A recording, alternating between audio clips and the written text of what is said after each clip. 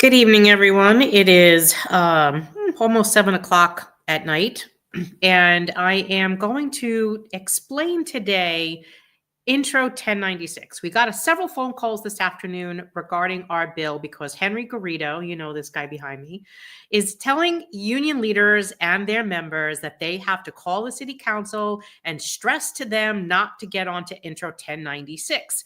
And some of the people don't understand why, because they looked at 1096 and they were like, well, this looks like a decent bill. Why wouldn't we do this? So I want to do two things.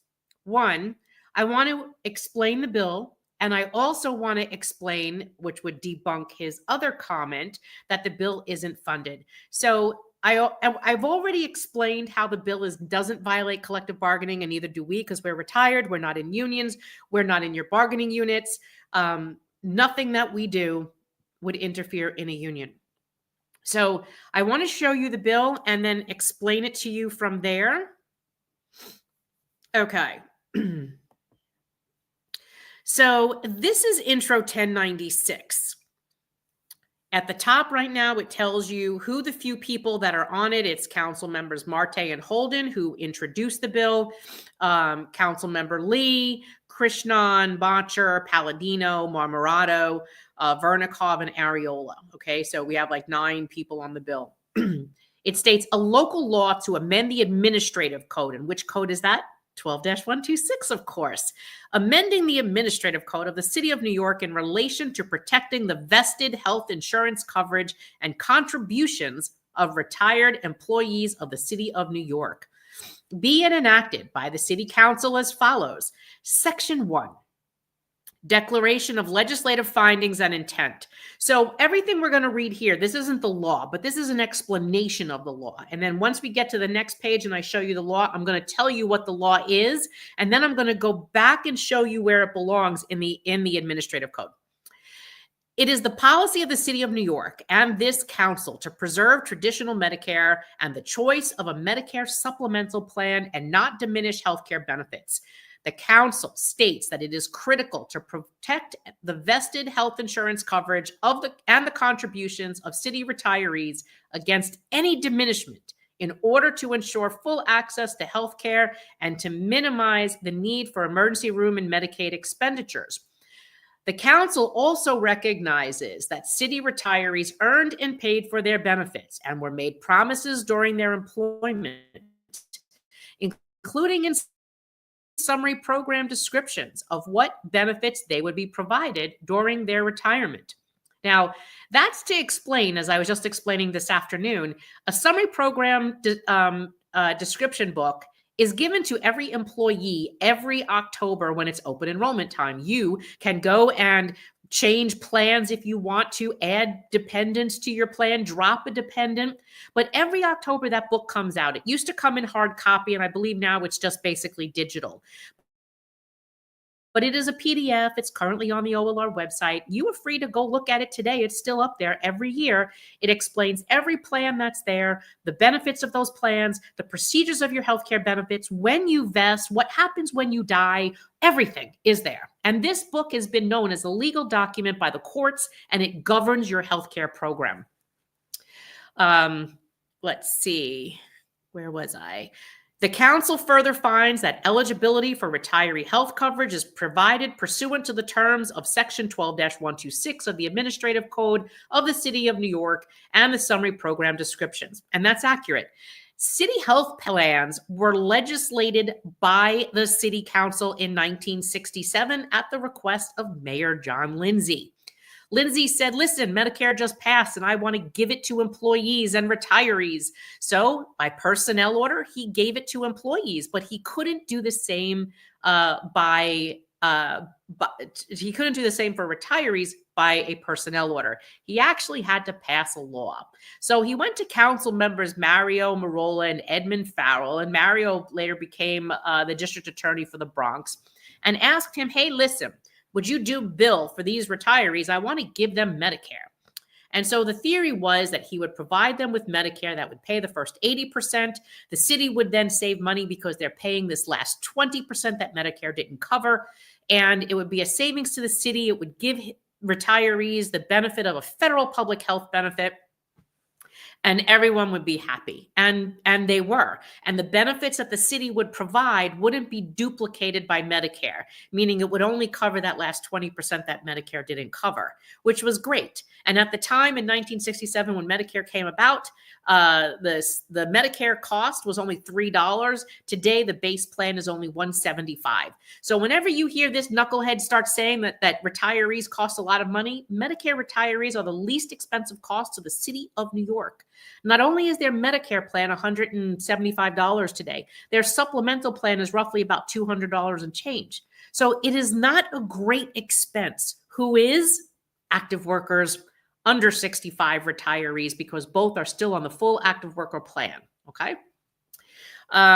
Continuing, the local law recognizes that the protections of vested health coverage provided in Section 12-126 of the Administrative Code of the City of New York have repeatedly come under attack by different city administrations, leaving city retirees who earned and paid for these benefits to turn to the council every time for protection. And that's because that's absolutely true. Mayor Koch did it, Mayor Giuliani did it, Mayor de Blasio did it, Mayor Adams did it. And this has repeatedly come under attack. They've tried to take away Medicare B reimbursement. They've tried to pass premiums on to you. And then I'm going to get to the premium thing, because right now, for active workers, under 65 retirees, and Medicare retirees, they are passing backdoor premiums onto everyone. More on that, probably on another video, but that's important to remember. Okay, first line. The council recognizes that city retirees loyally serve the city with the promise of specific health benefits in retirement. With the promise of specific healthcare benefits in retirement. It also recognizes that a material change in those healthcare benefits may prevent city retirees from seeking medical care because of financial hardship. Further, the council finds that many public employers have offered their retirees choices of health insurance plans to supplement their Medicare policies. These offered choices are made in accordance with the summary plan descriptions that public employers provide their employees and retirees. And we currently have three. We have the GHI Senior Care, we have the Anthem Medicare Related, and then there's DC 37 Med Team, which is a supplemental plan to Medicare only open to DC 37 retirees. Let's see. Under federal law, a summary plan description governs health insurance, healthcare benefits, and the levels of these benefits that employees and retirees receive, and these employees and retirees should be able to rely on this information. Some of these plans for retirees serve as a Medicare supplemental plan, also known as a Medigap policy, in that they pay for the 20% of the cost of a medical appointment or service after Medicare pays for its statutorily required 80%. A retiree is then able to see any healthcare provider throughout the United States, including its possessions and territories, as long as the provider accepts Medicare. More than 95% of these healthcare providers throughout the United States accepts Medicare. These Medicare supplemental plans or Medigap policies entrust medical decisions to the physician or other healthcare provider of employees or retirees. However, many public employers have implemented or proposed proposals include the imposition of health maintenance organizations, HMOs, for employees, and Medicare Advantage plans, MAPs, for retirees. These plans have been found to reduce healthcare consumers' access to necessary medical care due to protracted pre-authorization procedures, and frequently have forced them to stop using their longtime healthcare provider. Accordingly, these healthcare consumers are at increased risk of delaying their care or increasingly relying on urgent care. This puts their health at increased risk and results in costlier care. Now, this is where the law changes, okay? Section 12-126 of the Administrative Code of the City of New York is amended by adding a new subdivision E as follows. Now remember this. We're adding a little where this belongs. Okay. The city shall not diminish. This is E number 1. The city shall not diminish the health insurance coverage provided to retirees and their dependents or the contributions the city makes for such health insurance cover such dependents by the city as of December 31 of 2021. Let me pause there for a moment because this has become another issue. Henry Garrido likes to say that we're enshrining healthcare or this date is a bad date. Let me explain why this date is important. December 31 of 2021, the very implement copays on all retirees effective that date, January 1st of 2022. It's the first time in 60 years did they could not afford that. We could not afford health insurance copays because of how little many of us made. So like I said to you always, DC 37 retirees makes 2/3 of them make under $35,000. 1/3 of them make under $12,000.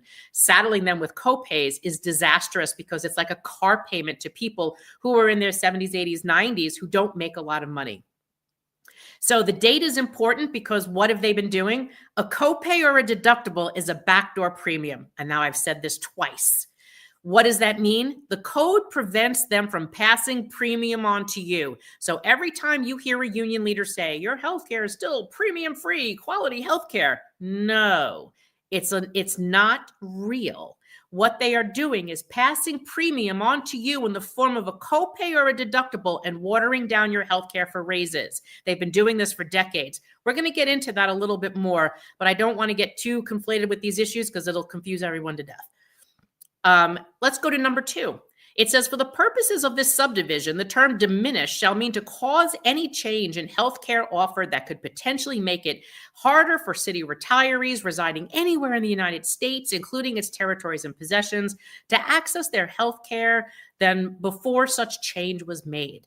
These changes include, but are not limited to, increasing the cost of such healthcare, subjecting city retirees to Medicare Advantage plans or any managed care plan, or any form of privatization of the public health benefit of Medicare, requiring them to use healthcare providers only from pre-designated panels or networks, or requiring them to wait for pre-authorization for medical procedures that are recommended by their healthcare providers.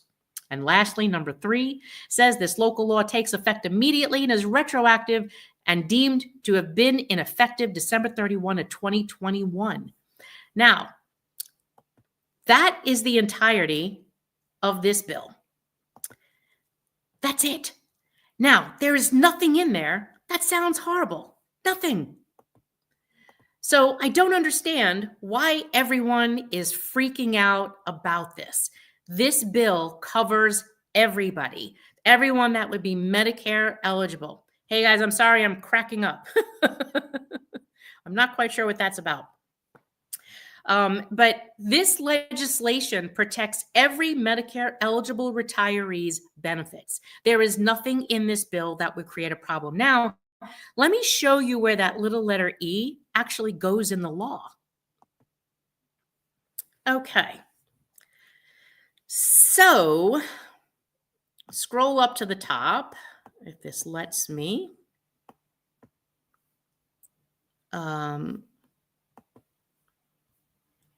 Okay. This is the administrative code 12-126. It defines what an employee is, what a retiree is. And if I scroll down to the law, it starts right here. The city will pay the entire cost of health insurance coverage for employees, city retirees, and their dependents, not to exceed 100% of the full cost of HIP HMO on a category basis. Okay. That in itself tells you that there's a benchmark, the HIP HMO. The category basis is individual and family. The city has to pay for all of us equally. It says where such health insurance coverage is predicated on the insured's enrollment in a hospital and medical program for the aged, that would be, Medicare, and the disabled under the Social Security Act, the city will pay the amount set forth in such act under 1839A as added by Title 15, 16, 18, Title 18 of the 1965 Amendment of the Social Security Act. So this is why this is important, because right now, as an active worker, let me come back to you. As an active worker, your insurance is paid by the city of New York up to 100% of whatever the HIP HMO is. For a Medicare-eligible retiree, the city is no longer providing 100% of your coverage. They're only providing 20%. And in order for that 20% to be covered, you have to be covered under Medicare, which pays for your first 80%. But Medicare premiums come out of your Social Security check. So a Medicare-eligible person, those are disabled, those are your over 65 retirees, they are paying premium every month out of their Social Security check for their Medicare. The baseline premium is $175 a month. So if that's what they're paying every month, you, the active worker under 65 retiree, you're not paying. We are. And then we have to wait like 16 to 22 months later to get that money back. And if you and your spouse have an income over a certain income level, you pay a sliding scale more towards Medicare for that, just because you're either taking a required mandatory distribution or your spouse's income. And you have to pay more to get your Medicare benefits. So you would see in that administrative code, let me see if I could, did I just lose that? Let me bring that back 1 second, because I forgot to share with you what exactly I was going for. Okay. So you'll see all the way down, A, B, C, D. Okay. So at the bottom down here, you'll see D says such health insurance coverage is provided under this section shall be administered by the Office of Labor Relations. This is the bottom of the bill. We were going to add that little letter E here, and it would be part of the bill. And all it's doing is codifying what we've had as a floor for the last 60 years. We're not asking for anything more. We're not asking for anything better. We're asking to preserve what we were promised that the court said we were entitled to for the last 60 years. So ever since the beginning of time, of the beginning of Medicare, all the city had to pay for us on Medicare was a 20% plan. That's it. Nothing else. 20%. Whereas an active worker and under 65 retiree, they're paying a full 100%. And our little bill would only add a little E at the bottom. Because you see, normally, educated labor leaders, we wouldn't have had to tell them, don't steal from your retired unionists. Unfortunately, this guy and the other union decided that they were going to steal from retirees who were no longer in unions, don't collectively bargain, and don't negotiate anymore. They're retired. Steal from them to finance their active contracts. So when you hear Henry tell the city council, no, you can't do that bill, it violates our ability to negotiate and collectively bargain, what he's really saying is if you pass that bill to protect those retirees, I can't steal from them anymore or pass more co-pays or deductibles onto them anymore in order to finance my contract so I don't have to pay for health care. Henry is creating them versus us, retirees versus employees. That should never have been allowed to happen. That is anti-union as the day is long. Retirees served this city. They paid their dues. They served the time. They earned their benefits and their health care is vested. No union leader, and I don't care which one you want to talk about, it's not just him. No union leader should be stealing from retired unionists. End of story. So that's why the law is required, because we happen to have, unfortunately, ill-advised, uneducated labor leaders like this one who think it's okay to pass copays and deductibles onto retirees and force them into managed care. Now, 2 years ago, we had said, because remember, we're fighting this now since August of 2021. We have won every single level of every case that we've had so far. We have not lost. The courts affirmed what the city had to pay. The court said that the city can't force us into managed care, that the promise made should be a promise kept. And yet he keeps lying to the city council that he could do this and he represents retirees. And a bill to protect our health care is illegal and violates collective bargaining and isn't funded. So I hope this explains all of this to you, because for active workers that aren't paying attention, you need to. Because if Henry is okay with stealing from retirees today, if he's still the executive director of the district council tomorrow when you're retired, he's going to be stealing from you too. So that's the story. As per Judge Lyle Frank, and pursuant to adjudications, promissory and earned city obligations must be honored. Backdoor manipulations are heinous healthcare reductions. They absolutely are, David. They absolutely are. Let's see, CJP, I think we're being trolled right now as none of the messages are visible except mine and another by W. And it could be service. I mean, I think there was like a windstorm coming through here because everyone was saying, I know I could hear the wind outside, but everyone was saying my reception was fuzzy. If I have to do this again, I'll do this again. I could pretty much do this video in my sleep. But I also record these, so I'll go back and see if the recording is okay, and then I'll upload it back to YouTube and into each of these places.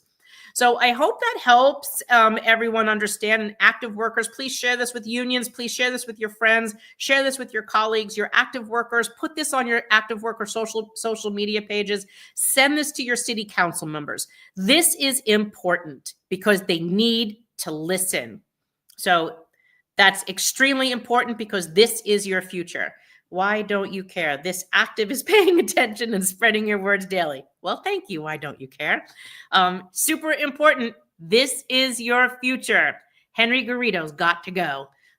He cannot keep selling off people's healthcare benefits. So literally when they're saying, and I have to keep saying this, when he says that this bill would interfere with his collective bargaining, what he's saying is this bill would prevent him from taking more of what belongs to us, passing more copays on to us, increasing our deductibles in order to benefit him. That's what he doesn't, that's what he wants to be able to continue to do, and this bill stops him from doing it. So June says, so we have to vote him out. So hey, June, you know, he just got reelected, but not by the people. He has an executive board. The executive board are all patronage jobs that make, I don't know, $20,000 or $50,000 a year to be his soldiers. So they're not going to vote against him or they would lose their patronage gig, sadly. And let me see if I could actually pull up and see who those are. So I haven't looked at that in a long time. DC 37. Leadership. So let's see if we could call some of that out if it's in here. Or if I could find it quickly. Oh, okay. This looks like it. So his vice presidents would be Ronaldo Barber from 1482, Dilsey Ben from 1505, Harrison Campbell from Local 957, Roll Campbell from 1503, Carmen Charles from Local 420, Thomas Kustance from Local 1320, Dr. Leonard Davidman, Local 1189, Carmen DeLeon from 768, Michael DeMarco from 1455, Olivia Duong from Local 3778, Juan Fernandez from Local 154, Margaret Glover, President of 389, Dennis Hill from Local 1359, Linda McPherson from Local 95, Laura Morand from Local 2627, Donald Nesbitt from Local 372. This is old, actually. This hasn't even been updated.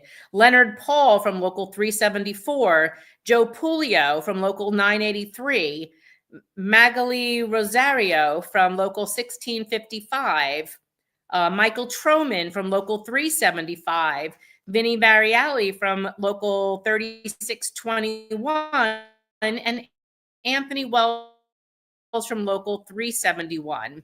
So these are all people who are his vice president, elect executive director.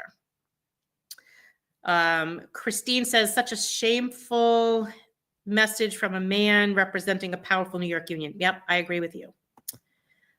Please publish the list. Okay, I will do that. There are some older names in here that I don't know why they haven't updated their website, but if I can find the new names, and hopefully the ones that are here are even still here, but I'll publish what DC 37 has on their website, on ours. So, and I'll also put it on our social media, and I will put it in as a comment on YouTube. Well, I'll go back in later and put it in here so that you guys can see that, as I'll put it in as a comment from me, and I'll also put it in the description. So that's how this works. They pretty much run like the Municipal Labor Committee, exactly like that. It's not like the entire body votes. It's just the leadership votes for the leader.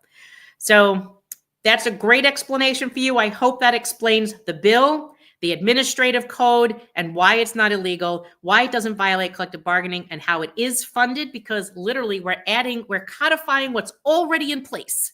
We're having to say it because we never should have had to say it, but because these knuckleheads don't seem to get the message that they should never have been taking from people like this and forcing them into their healthcare to fund theirs, that the promise made to us should be kept.